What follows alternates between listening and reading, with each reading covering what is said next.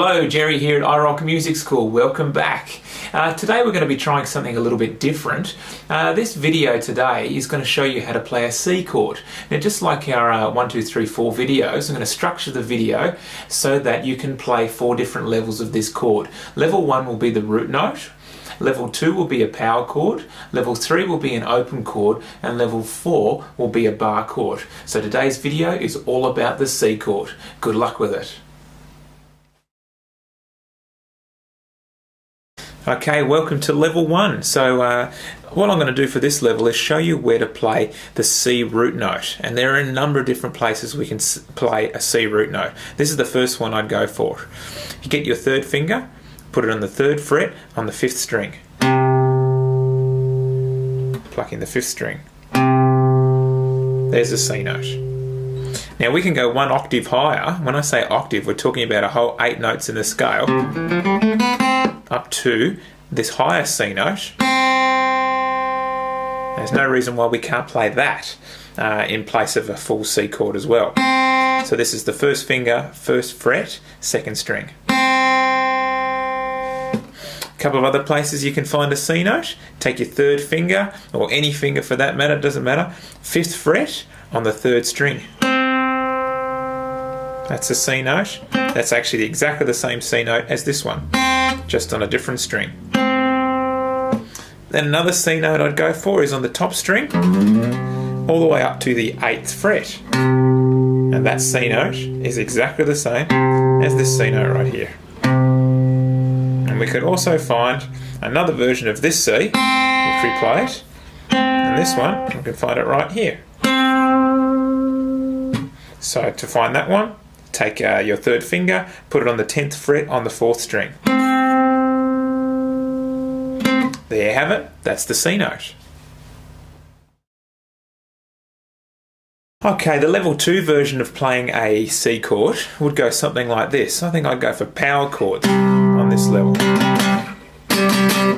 Now to play the power chord, you take your 1st finger and you put it on the C note that you learned at level 1, and then you get your 3rd finger or your little finger and you put it on the 4th string on the 5th fret, and you play just those, the 5th and the 4th string together. There's a C power chord. You notice my videos don't have diagrams that pop up on the page. You don't need a diagram. You just pause the computer and have a look at what fingers I'm using. And there's a picture of the guitar right there in front of you right now. Another version of that power chord, take your 1st finger, move it all the way up to the other C note you just learnt before, and put your 3rd or your 4th finger down on the 10th fret on the 5th string. Then you get another C chord. Now, if power chords aren't your thing, then what I'll do is I'll show you a level 2 version, which is an introduction to playing the open chord, which we're going to learn in level 3. It's this one here. I'll call this a mini chord. This is like a mini C. So you take your 1st finger and put it in the 1st fret, 2nd string on the C note, and you play the bottom 3 strings.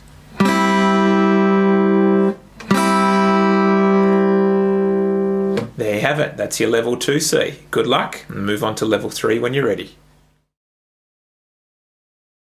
Alright, now level 3 is harder than it looks. We're going to play a complete C chord for this one.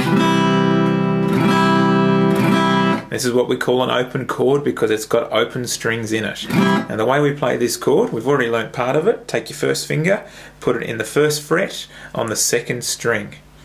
Then take your 2nd finger, put it in the 2nd fret on the 4th string, and then take your 3rd finger and put it in the 3rd fret on the 5th string, and we strum the bottom 5 strings.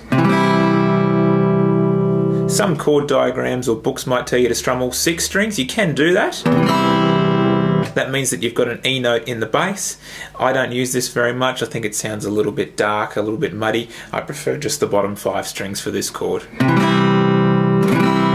Now the hard thing you're going to have to do is you're going to have to try to get every single note sounding nice and even. So in order to do that, you've got to make sure that your fingertips, you're using the very tips of your fingers on top of the actual frets there. Your fingers are as close to the end as possible, and that your fingers aren't touching the strings underneath them, because if they are touching them lightly, they will mute them and they won't sound any good. So to play it and to check all the notes are sounding good, you can play them all individually like this. Now hear that bottom one? I purposefully did that so that you can hear the muting, and the muting is actually happening because this part of my hand was resting on here a little bit. So in order to fix that, I have to readjust the thumb, get a little bit more space in behind there. You can't see it because my fingers are there now, but now when I try it, it should sound a lot better.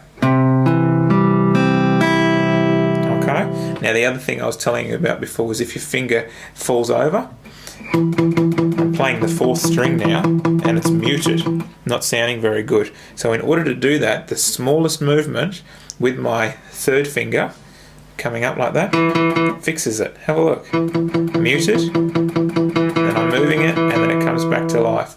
So if your fingers are down too far, it won't sound very good, but if you can get your fingers up more and use the very tips of your fingers, so when I say tips, I'm talking about very close to your fingernails, as close as you can get them, and then away we go. Alright, so that is the level 3.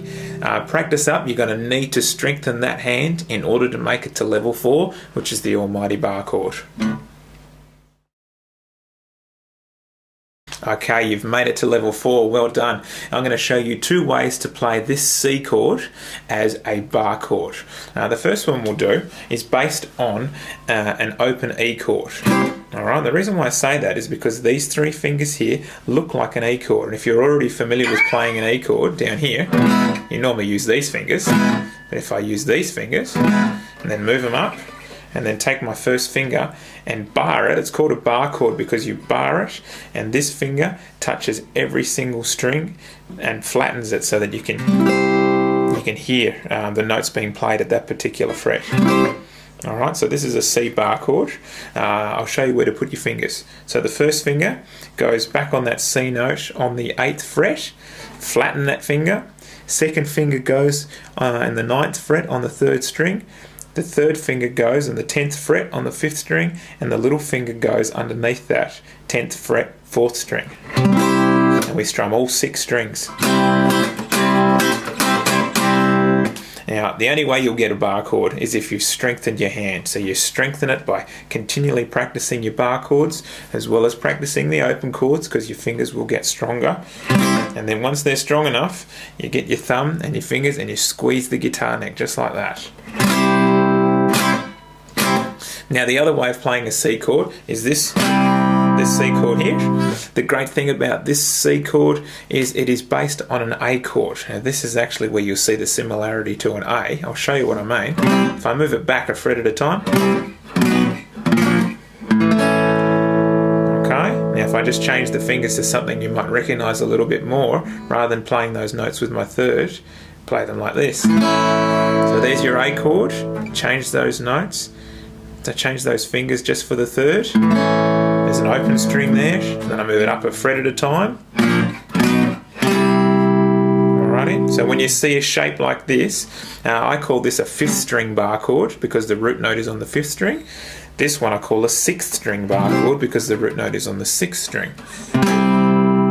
So the way we do it, we play that C note that we learnt before, 3rd fret, 5th string, and the 3rd finger goes as if it would for a power chord on the 5th fret 4th string, and then you have to flatten the finger, but then you have to have a little bend in your finger like this. It's kind of hard to see, but a bend like that with your finger. If you can get that bend happening there, so there's almost like a little bit of a dip, the bottom string will be muted, which is what you want for this. So we're getting this note, this note, this note, this note, and the bottom one is muted. Can't hear it.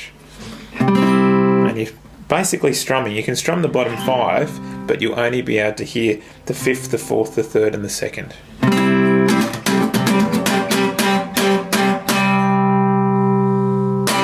There you go. So that's the 4th level of how to play a C chord. Well, there you have it. That's a C chord. I certainly hope this video has helped you out and you're getting better at playing your C chord already. If you like what you've seen here, don't forget to subscribe to our YouTube page. You can find us on Twitter, you can find us on Facebook, and you can find us on the web at www.irockmusicschool.com.au. Rock on. See you later.